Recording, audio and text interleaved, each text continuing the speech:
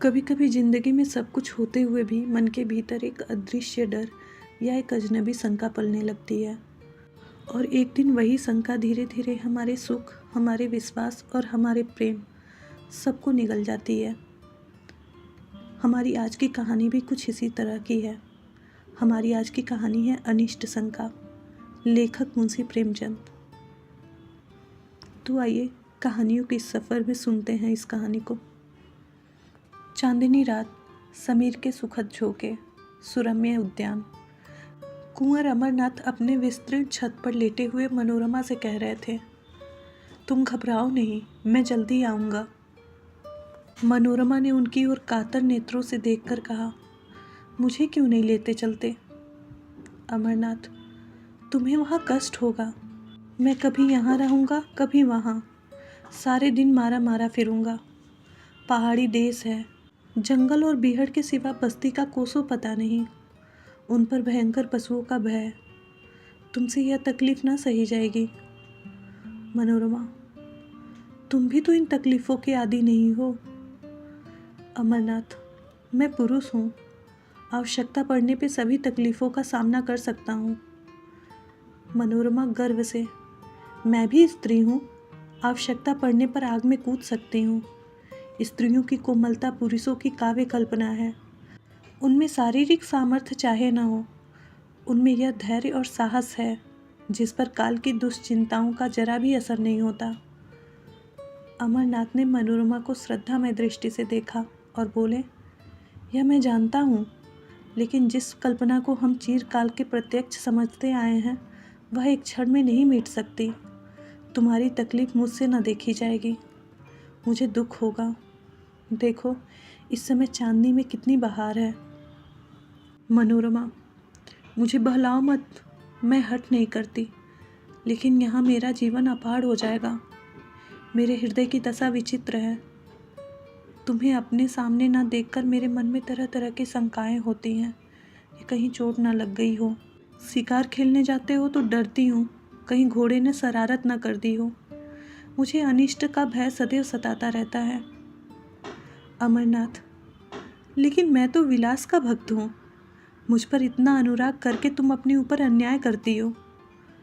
मनोरमा ने अमरनाथ को दबी हुई दृष्टि से देखा, जो कह रही थी, मैं तुमको तुमसे ज़्यादा पहचानती हूँ। बुंदेलखंड में भीषण दुर्भिक्ष था। लोग वृक्षों की छालें छील छील कर खाते थे। क्षुधा पीड़ा ने भज्या भज की पहचान मिटा दी थी। पशुओं का तो कहना ही क्या, मानव संतानें कौड़ियों की मोल बिकती थी, पादरियों की चढ़ बनी थी। उनके अनाथालयों में नित्य गोल के गोल बच्चे भेड़ियों की भांति हाके जाते थे। माँ की ममता मुट्ठी भर अनाज पर कुर्बान हो जाती थी। कुंवर अमरनाथ काशी सेवा समिति के व्यवस्थापक थे।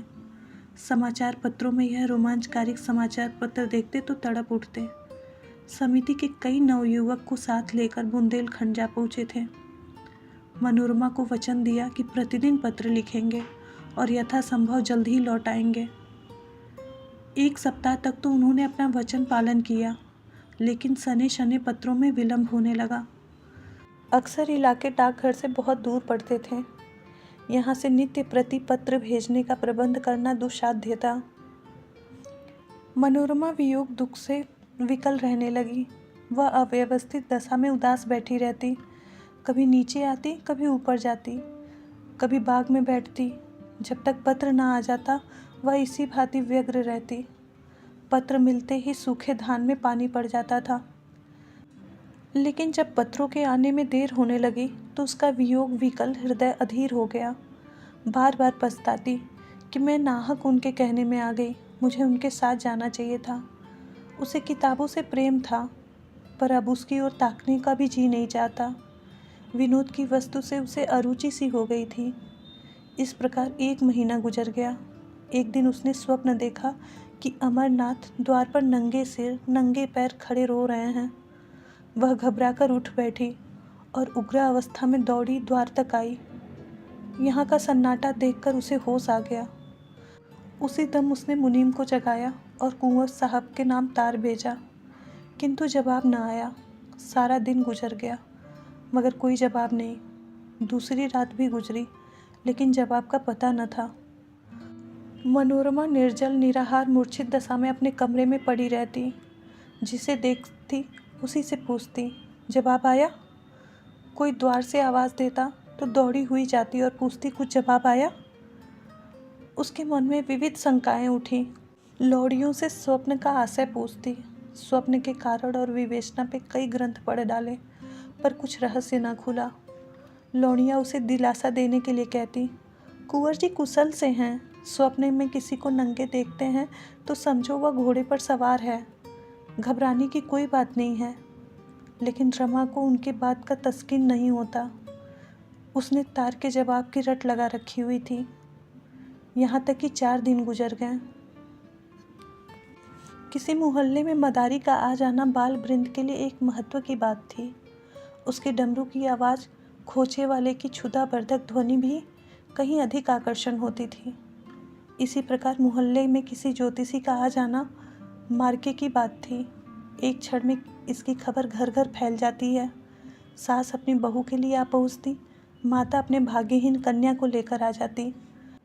ज्योतिषी जी सुख और दुख की अवस्था अनुसार वर्षा करने लगते। उनकी भविष्यवाणियों में बड़ा ही गूढ़ रहस्य होता। उनका भाग्य निर्माण भाग्य रेखाओं से भी जटिल और दुराग्रह होता। संभव है कि वर्तमान शिक्षा विधान ने ज्योतिष का आदर कुछ कम कर दिया हो, पर ज्योतिष जी के महात्म्य में जरा भी कमी नहीं हुई थी। उनकी बातों में चाहे किसी को विश्वास न हो, पर सुनना सभी चाहते थे। उनके एक एक शब्द में आशा और भय को उत्तेजित करने की शक्ति भरी रहती थी। विशेषतः उनकी अमंगल सूचना तो वज्रपात के तुल्य है, घातक और दग्धकारी। तार भेजे हुए 5वां दिन था। कुंवर साहब के द्वार पर एक ज्योतिष का आगमन हुआ। तत्काल मोहल्ले की महिलाएं जमा हो गईं। ज्योतिषी जी भाग्य विवेचन करने लगे। किसी को रुलाया, किसी को हंसाया। मनोरमा को खबर मिली। उन्हें तुरंत अंदर बुला भेजा और स्वप्न का आशय पूछा। ज्योतिषी ने इधर उधर देखा, पन्ने के पन्ने उल्टे, अंगुलियों पर कुछ गिना, पर कुछ निश्चय न कर सका कि क्या उत्तर देना चाहिए। बोले, क्या सरकार ने यह स्वप्न देखा है? मनोरमा बोली, नहीं, मेरी एक सखी ने देखा है। मैं कहती हूँ यह अमंगल सूचक है, वह कहती है मंगलमय है। आपकी इसमें क्या विवेचना है? ज्योतिषी जी फिर बंगले झांकने लगे। उन्हें अमरनाथ की यात्रा का हाल न मालूम था और न इनकी मोहलत मिली थी कि यहाँ आने से पूर्व वह अवस्था ज्ञान प्राप्त कर लेते, जो अनुमान के साथ मिल जाता और ज्योतिष के नाम से प्रसिद्ध हो जाते। जो प्रश्न पूछा था उसका भी कुछ सूत्र सूचक उत्तर न मिला। निराश होकर मनोरमा के समर्थन करने को ही अपना कल्याण देखा। बोले, सरकार जो कहती है वही सत्य है, यह स्वप्न अमंगल सूचक है। मनोरमा खड़ी सितार के तार की भांति थर-थर कांपने लगी। ज्योतिषी जी ने उस अमंगल का उद्घाटन करते हुए कहा, उनके पति पर कोई घोर संकट आने वाला है। उनका घर नाश हो जाएगा, वह देश विदेश मारे मारे फिरेंगे। मनोरमा ने दीवार का सहारा लेकर कहा, भगवान मेरी रक्षा करो, और मूर्छित होकर जमीन पर गिर पड़ी। ज्योतिष जी अब चेते, समझ गए कि बड़ा धोखा खाया। आश्वासन देने लगे, आप कुछ चिंता न करें, मैं उस संकट का निवारण कर सकता हूँ। मुझे एक बकरा, कुछ लौंग और एक कच्चा धागा मंगा दीजिए। जब कुंवर जी के यहाँ से कुशल समाचार आ जाए तो जो चाहे दक्षिणा दे दीजिएगा। काम कठिन है, पर भगवान की दया से असाध्य नहीं है। सरकार देखें, मुझे बड़े बड़े हाकिमों ने सर्टिफिकेट दिए हैं। अभी तो डिप्टी साहब की कन्या बीमार थी, डॉक्टरों ने जवाब दे दिया था। मैंने तंत्र किया, बैठे बैठे आंखें खुल गई।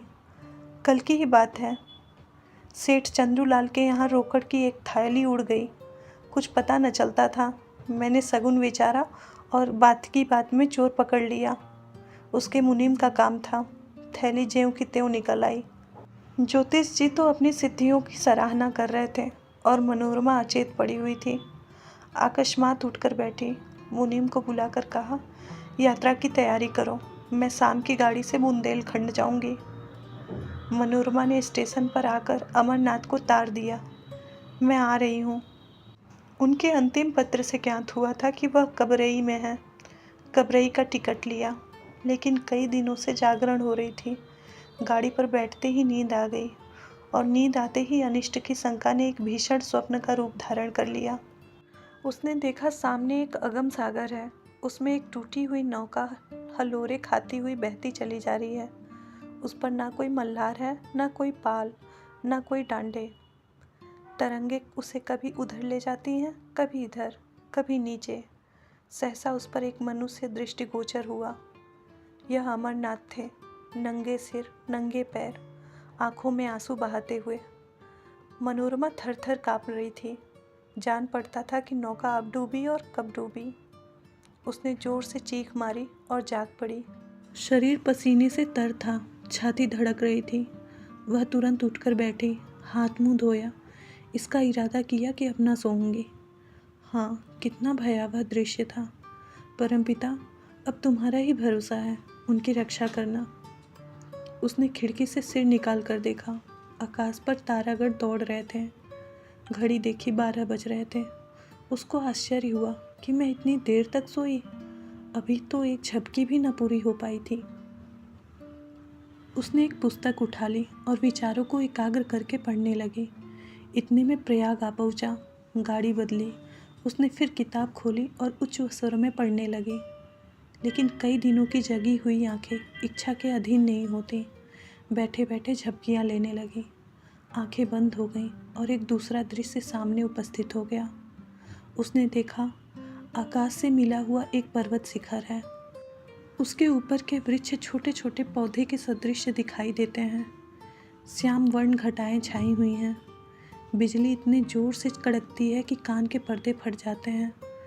कभी यहाँ गिरती है, कभी वहाँ। शिखर पर एक मनुष्य नंगे सिर बैठा हुआ है। उसकी आंखों में अश्रु प्रवाह साफ दिखाई दे रही है। मनोरमा दहल उठी। यह अमरनाथ थे। वह पर्वत शिखर से उतरना चाहते थे, लेकिन मार्ग न मिलता था। भय से उसका मुख वर्ण शून्य हो गया था। अकस्मात एक बार बिजली चमकी और भयंकर नाद सुनाई दिया। एक ज्वाला सी दिखाई दी और अमरनाथ अदृश्य हो गए। मनोरमा ने फिर चीख मारी और जाग पड़ी। उसका हृदय पासों उछल रहा था। मस्तिष्क चक्कर खा रहा था। जागते ही उसकी आंखों में जल प्रवाह होने लगा। वह उठकर खड़ी हुई और कर जोड़कर ईश्वर से विनय करने लगी। ईश्वर, मुझे ऐसे बुरे स्वप्न दिखाई दे रहे हैं, ना जाने उन पर क्या बीत रही है। तुम दीनों के बंधु हो, मुझ पर दया करो। मुझे धन और संपत्ति की इच्छा नहीं है। मैं झोपड़ी में ही खुश रहूँगी। मैं केवल उनकी शुभकामना चाहती हूँ। मेरी इतनी प्रार्थना स्वीकार करो। वह फिर अपनी जगह पर बैठ गई। अरुणोदय की मनोरम छटा और शीतल सुखद समीर ने उसे आकर्षित कर लिया। उसे संतोष हुआ, किसी तरह रात कट गई। अब तो नींद न आएगी। पर्वतों की मनोहर दृश्य दिखाई देने लगे। कहीं पहाड़ियों पर भेड़ों के गल्ले, कहीं पहाड़ियों के दामन में मृगों के झुंड, कहीं कमल के फूलों से लहराते सागर। मनोरमा एक अर्ध स्मृति की दशा में इन दृश्यों को देखती रही, लेकिन फिर न जाने कब उस अभागी की आंख झपक गई। उसने देखा, अमरनाथ घोड़े पर सवार एक पुल से चले जा रहे हैं। नीचे नदी उमड़ी हुई है। पुल बहुत तंग है। घोड़ा रह रहकर बिदकता है और अलग हो जाता है। मनोरमा के हाथ पांव फूल गए। वह उच्च स्वर में चिल्ला चिल्ला कर कहने लगी, घोड़े से उतर पड़ो, घोड़े से उतर पड़ो। यह कहते हुए उसकी तरफ झपटी। आंखें खुल गईं। गाड़ी किसी स्टेशन के प्लेटफॉर्म पर सनसनाती चली जा रही थी। अमरनाथ नंगे सिर, नंगे पैर प्लेटफॉर्म पर खड़े थे। मनोरमा की आंखों में वही भयंकर स्वप्न समाया हुआ था। कुंवर को देखकर उसे भय हुआ कि वह घोड़े से गिर पड़े और नदी में फिसलना चाहते हैं। उसने तुरंत उन्हें पकड़ने के लिए हाथ फैलाया और जब उन्हें ना पा सकी तो उसी सुसुप्ता अवस्था में उसने गाड़ी का द्वार खोला और कुंवर साहब की ओर हाथ फैलाए हुए गाड़ी से बाहर निकल आई। तब वह चौंकी। जान पड़ा किसी ने उसे उठाकर आकाश से भूमि पर पटक दिया। जोर से एक धक्का लगा और चेतना शून्य हो गई। वह कबरई स्टेशन था। अमरनाथ तार पाकर स्टेशन पर आए थे, मगर यह डाक थी, वहाँ न ठहरी थी। मनोरमा को हाथ फैलाए गाड़ी से गिरते देखकर हाँ हाँ करते हुए लपके, लेकिन कर्मलेख पूरा हो चुका था। मनोरमा प्रेम वेदी पर बलिदान हो चुकी थी। इसके तीसरे दिन वह नंगे सिर नंगे पैर भग्न हृदय घर पहुँचे। मनोरमा का स्वप्न सच्चा हुआ। उस प्रेम विहीन स्थान में अब कौन रहता। उन्होंने अपनी संपूर्ण संपत्ति काशी सेवा समिति को प्रदान कर दी और अब नंगे सिर नंगे पैर विरक्त दशा में देश विदेश घूमते रहते हैं। ज्योतिषी जी की विवेचना भी चरितार्थ हो गई। कहानी यहीं समाप्त होती है। मिलते हैं एक और नई कहानी के साथ। तब तक के लिए नमस्कार।